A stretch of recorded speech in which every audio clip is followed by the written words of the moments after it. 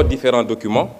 Et ça se traduit aujourd'hui par une situation qui fait que, sur l'exercice 2017, nous avons accusé un gap de 161 milliards sur les recettes fiscales. Vous ne le démentirez jamais. Et ce gap-là va vous poursuivre. Et à la fin du premier trimestre 2018, on est déjà à un gap de 40 milliards sur les recettes fiscales. Ensuite, nous avons, et nous l'avons démontré, puisque personnellement j'ai saisi le FMI et je vous en ai fait ampliation, que sur les années passées, vous avez fait un dépassement de l'ordre de 216 milliards sur les ressources extérieures. Et c'est extrêmement gravissime, ça veut dire que tous les chiffres que vous nous donnez, nonobstant votre rengaine habituelle sur les notations ou je ne sais quoi, tous les chiffres sont faux. Et voilà les causes de la difficulté de trésorerie, malgré les dénégations. Et ça conduit à quoi? Ça conduit à une frénésie de l'endettement, 61% sur le PIB. C'est inadmissible pour le Sénégal. Parlons des eurobonds, 100 milliards en 2009, 250 milliards en 2011, 250 milliards en 2014, 660 milliards en 2017 et 1184 milliards aujourd'hui. Et vous nous dites que vous n'avez pas de difficulté. Pourquoi cette frénésie de l'endettement? Pourquoi, dans le cadre de cette loi de finances-là, vous êtes encore dans cette dynamique de créer toujours et encore des taxes? Mais si on examine les 3 taxes que vous créez, prenons la première, la taxe spéciale du secteur des télécommunications. Elle vient remplacer une autre taxe de la même nature qui a été votée ici il n'y a même pas un an, en 2017.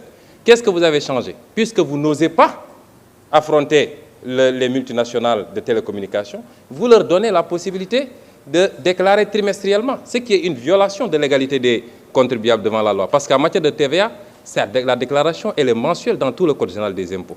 Vous avez reculé parce que les entreprises de télécom avaient dit qu'ils ne paieront pas. Et vous devez assumer d'avoir annulé la taxe sur les appels entrants. 50 milliards de recettes abandonnées par le président Macky Sall pour respecter une promesse de campagne faite au patronat, particulièrement le patronat français. Le prélèvement sur les compagnies d'assurance.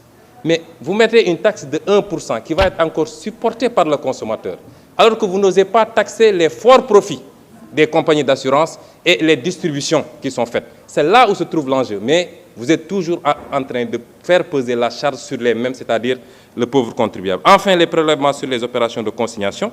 Monsieur le ministre, nous savons que ce prélèvement est taillé sur mesure pour la société de droit suisse qui s'appelle Adax Énergie, qui fait l'objet aujourd'hui d'un redressement de 100 milliards fraude fiscale sur ces opérations-là. Et nous suivons de très près l'arbitrage qui est sur votre table, parce que nous savons que cette loi, elle est taillée sur mesure pour cette société.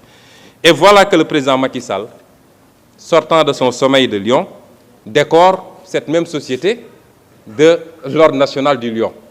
Les multinationales viennent ici, elles fraudent, elles grugent le fisc, mais on les décore après de l'ordre national du Lion. C'est très bien fait, et puis on avance.